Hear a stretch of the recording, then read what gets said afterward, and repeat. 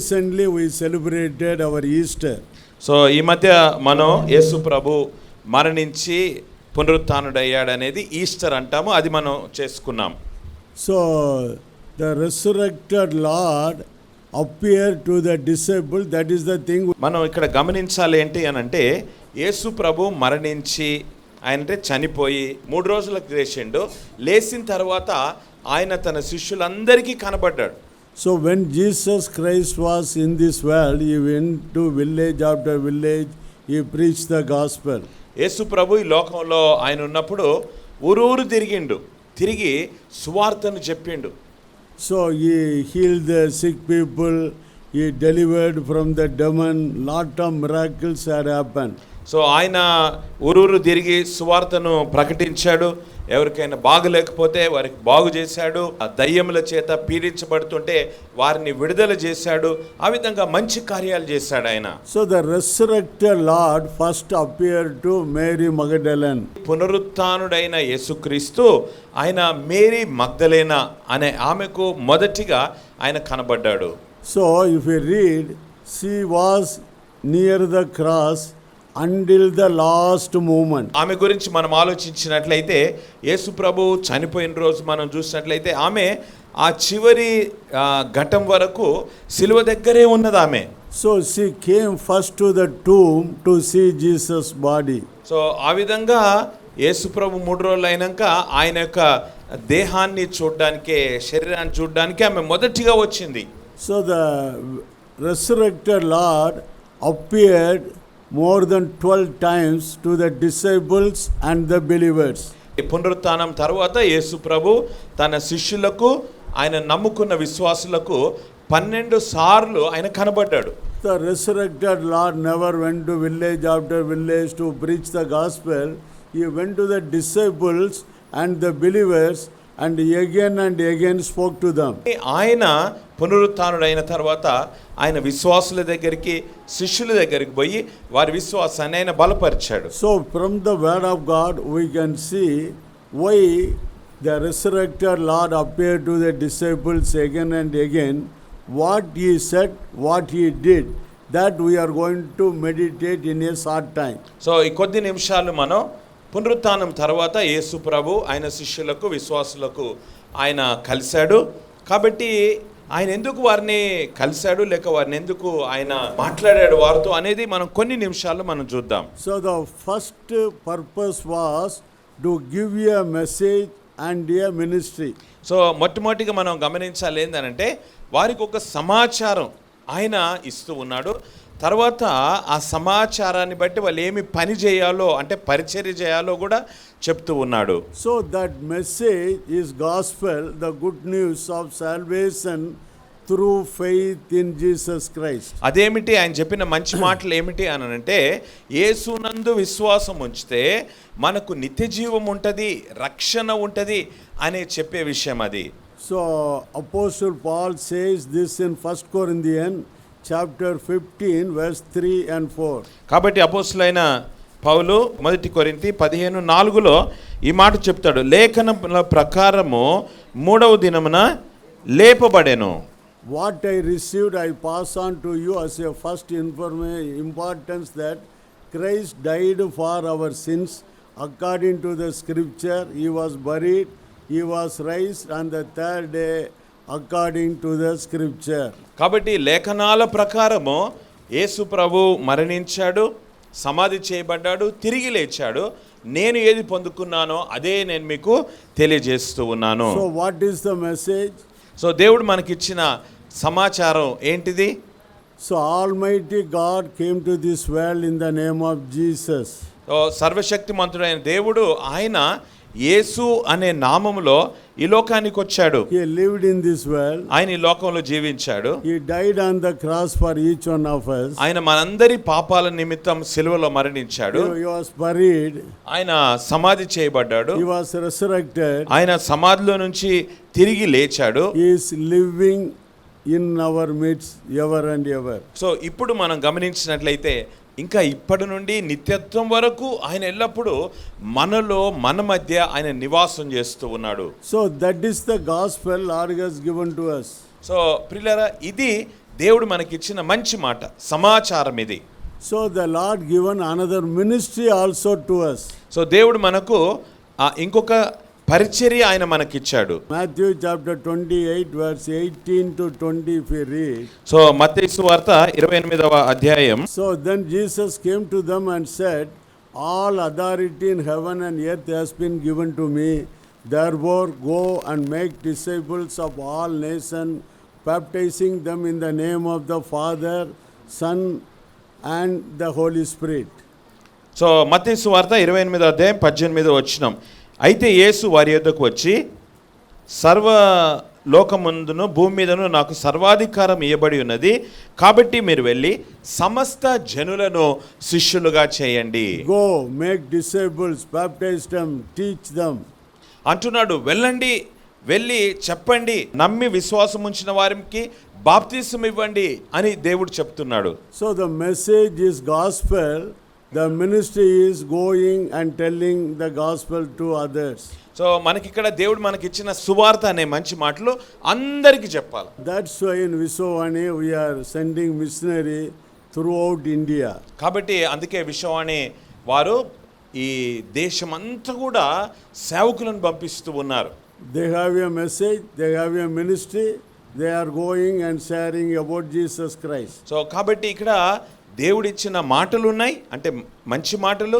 అదేమిటంటే ఆయన మన కొరకు ప్రాణం పెట్టాడు అనేది, ఆ విషయాన్ని అందరికీ చెప్పాలని దేవుడు ఇష్టపడుతూ ఉన్నాడు. So the second purpose was to change the failure into success. So రెండో మాట, యేసుప్రభు ఎందుకు వచ్చాడు అని అంటే ఓడిపోయిన వాళ్ళను గెలిచేటట్టు చేయాలని. So John's Gospel chapter 21 the first word if you read. యోహాను సువార్త 21 మొదటి మాట. అటు తర్వాత యేసు తిబెరియా సముద్రమున శిష్యులకు మరలా తన్ను ప్రత్యక్షపరుచుకుని ఆయన తన్ను తాను ప్రత్యక్షపరుచుకున్న విధమేదనగా. So here out of 12 disciples 7 disciples were fishermen. So Yesu ప్రభుకున్న 12 మంది శిష్యుల్లో 7 చేపలు పట్టేవారు. So Lord selected maximum fishermen to be his disciple.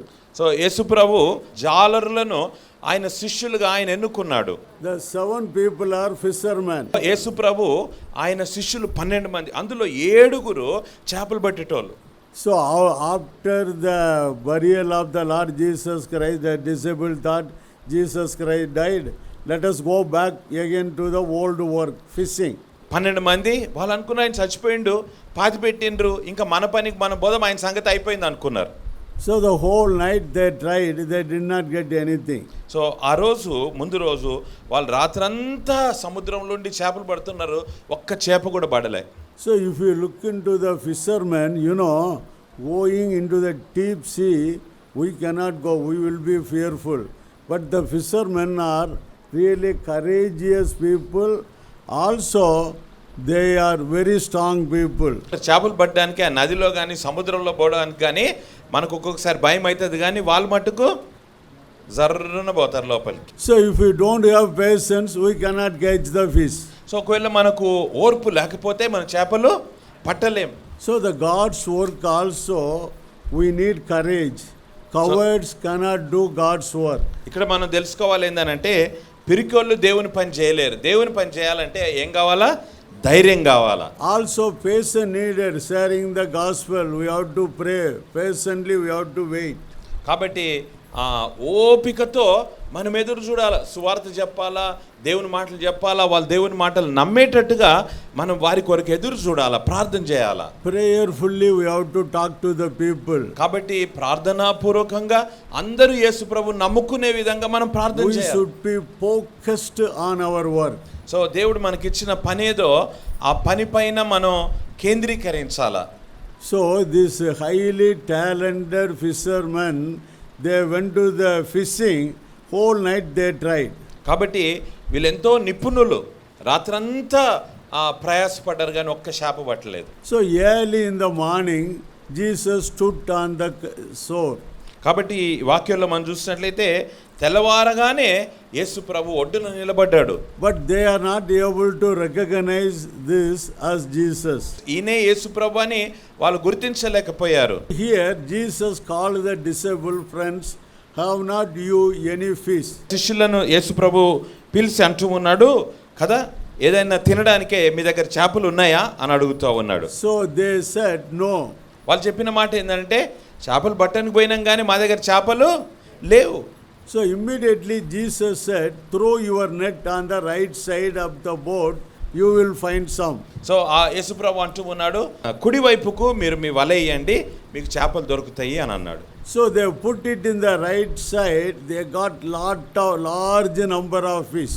So ఇక్కడ వాక్యంలో రాయబడిన మాట ఏంటంటే, వాళ్ళు కుడి ప్రక్కన వలేశారు, వలేసేసరికి చేపలు బాగా పడ్డాయి అన్నట్టు. So here what we have to learn, this disabled whole night they tried, they got nothing. ఇక్కడ మనం ఏమి నేర్చుకుంటున్నాము, తెలుసుకుంటున్నామనంటే, శిష్యులు వారి సొంత ప్రయత్నం రాత్రంతా చేశారు, ఒక్క చేప పడలేదు. So they are putting in this left side. So వాళ్ళు ఎడం వైపుకు వాళ్ళు వేస్తూ ఉన్నారు. So now Jesus said, you put it in the right side. So Yesu ప్రభు అంటూ ఉన్నాడు, నువ్వు కుడి వైపున మీరు వల వేయండి. So as per his words, they put it in the right side, they got 153 very big fish. So Yesu ప్రభు మాట వాళ్ళు విని కుడి ప్రక్కన వల వేస్తే 153 పెద్ద చేపలు పడ్డాయి. So one side emptiness, other side fullness. ఇక్కడ మనం గమనించినట్లయితే యేసు ప్రభు లేకపోతే మన బతుకు ఖాళీ, యేసు ప్రభు మన జీవితంలో ఉంటే ఏమైపోతుంది? ఆశీర్వాదం, సమృద్ధి. So the distance between the emptiness and fullness is the width of the boat only. ఇక్కడ గమనించాలి ఏంటంటే, ఎడం వైపుకు ఇక్కడ ఖాళీ ఉంది, కుడి వైపున ఇక్కడ సమృద్ధి ఉంది. వీటి రెండుటికి మనం చూస్తే మధ్యలో ఏముంది? చిన్న ఓడ కదా, చిన్నది. So many times, Lord, we are not getting this, not getting that. So we have to look into the Lord. As per the Lord's word, if we are doing the short distance only, other side, the blessings are waiting for us. ఒకటి మనం తెలుసుకోవాలి ఏంటంటే, మన దగ్గర ఏం లేదు, ఒక్కొక్కసారి ఖాళీ దివాలా తీసినట్టుంటుంది బతుకు కదా. కానీ ఇక్కడ మనం ఏం నేర్చుకుంటున్నామంటే, దివాలా తీసిన బతుకుని దేవుడు ఆశీర్వదిస్తాడు. ఎప్పుడు ఆశీర్వదిస్తాడంటే, మనం ఆయన దగ్గరకు వచ్చినప్పుడు ఆయన చెప్పినట్టుగా చేస్తే మన జీవితం ఆశీర్వదించు. The resurrected Lord Jesus Christ was standing on the shore in order to change their emptiness into the fullness. ఇక్కడ పునరుత్థానుడైన దేవుడు ఆయన ఒడ్డున నిలబడ్డాడు. ఎందుకు అనంటే, మన జీవితంలో ఉన్న ఖాళీని ఆయన పూర్తి చేసి మనకు సమృద్ధిని ఇవ్వడానికి. The resurrected Lord appeared to the disciples to give a message and a ministry. కాబట్టి పునరుత్థానుడైన యేసుక్రీస్తు వారికి సమాచారం ఇవ్వడానికే, పరిచర్య ఇవ్వడానికే ఆయన నిల్చొని ఉన్నాడు. The resurrected Lord appeared to the disciples in order to change emptiness into the fullness. కాబట్టి పునరుత్థానుడైన యేసుక్రీస్తు ఆ యొక్క ఒడ్డున ఎందుకు నిలబడ్డాడు అని అంటే, మన ఖాళీ జీవితాలను భర్తీ చేయడానికి. The sadness into the happiness. కాబట్టి మన దుఃఖాన్ని సంతోషంగా మార్చడానికి, failure into the success. మన యొక్క ఓడిపోయిన జీవితాన్ని విజయవంతమైన జీవితాన్ని మార్చడానికి ఆయన. So the thirdly and lastly, if you read Matthew chapter 4 verse 18 to 22, as Jesus was walking beside the Sea of Galilee, they saw two brothers, Simon and called Peter, and his brother Andrew. They were casting a net into the lake, for they were fishermen. మత్తయి 4:18, యేసు గలిలే సముద్ర తీరం నడుచుండగా పేతురు అనబడిన సీమోను అను అతని సహోదరుడైన ఆంద్రేయ అను ఇద్దరు సహోదరులు సముద్రంలో వల వేయుటకు వచ్చెను. వారు జాలరులు. ఆయన, నా వెంబడి రండి, నేను మిమ్మల్ని మనుషులను పట్టు జాలరుగా చేతునని వారితో చెప్పాను. వెంటనే వారు తమ వలలు విడిచిపెట్టి ఆయనను వెంబడించిరి. So here Lord said, you follow me, I will make you a fisher of men. ఇక్కడ యేసు ప్రభు అంటూ ఉన్నాడు, నన్ను వెంబడించండి, నేను మిమ్మల్ని మనుష్యులను పట్టు జాలరులుగా చేస్తాను. So the resurrected Lord again and again met the disciples in order to make them as a fisher of men. పునరుత్థానుడైన యేసుక్రీస్తు ఎందుకు మరి శిష్యులను ఆయనను వెంబడించిన వారిని కలిశాడు అనంటే వారు మనుషులను పట్టే జాలరులుగా ఉండాలని ఆయన కోరుతూ ఉన్నాడు. So you have to understand difference between fishermen and fishers of men. కాబట్టి చేపలు పట్టేవారు తర్వాత మనుషులను పట్టేవారిని ఫిషర్స్ ఆఫ్ మెన్ అనేది ఆ మాటను మనం అర్థం చేసుకోవాలి. Fishers of men means influencing somebody with the idea or philosophy we are having to make them to follow that philosophy. That's called fishers of men. So ఇక్కడ చేపలు పట్టే వాళ్ళని దేవుడు ఏమన్నాడు అనంటే నేను మిమ్మల్ని మనుషులను పట్టు జాలర్లుగా చేస్తాను అనంటే అర్థం ఏంటి అనంటే ఆయన యొక్క సిద్ధాంతాలు లేక ఆయన పద్ధతిని వాళ్ళందరూ అనుసరించే విధంగా మనుషులందరూ కూడా ఆ సత్యాన్ని తెలుసుకుని వారు వచ్చే విధంగా నేను మిమ్మల్ని మారుస్తాను అని అంటూ ఉన్నాడు. So fishermen will catch the live fish while bringing that will die. ఇక్కడ చేపలు పట్టే వాళ్ళు నీళ్ళలోకి పోయి వాళ్ళు ఆ బతికున్న చేపలు తెచ్చి వాళ్ళు బుట్టలు వేస్తారు, ఆ బుట్టలు చచ్చిపోతాయి. So the fishers of men will catch the people, those who are already dead in their sin. కాబట్టి మనుషులను పట్టు జాలరులుగా చేస్తాను అనంటే వీళ్ళ పని ఏమిటి అనంటే పాపముల చేత అపరాధముల చేత చచ్చి ఉన్నారు అని అన్నాం కదా, వారిని పట్టుకొని వారిని యేసు ప్రభులో వారిని జీవాన్ని వారికి ఇస్తాడు. So Ephesians chapter 2 verse 1 if you read. So ఎఫెసీ పత్రిక 2వ అధ్యాయం 1వ వచనం మనం చదివినట్లయితే As for you were dead in your transgression and sins. మీరు అపరాధముల చేతను పాపముల చేతను మీరు చచ్చిన వారు ఉండగా ఆయన మిమ్మును క్రీస్తుతో కూడా బ్రతికించెను.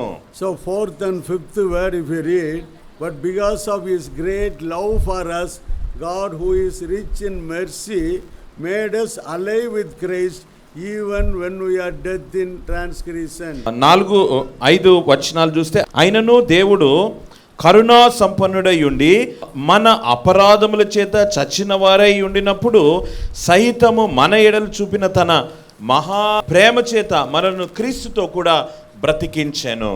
So fisher of men catches the dead fish. They are already dead in sin, but while they are coming to the Lord, they are getting the new life.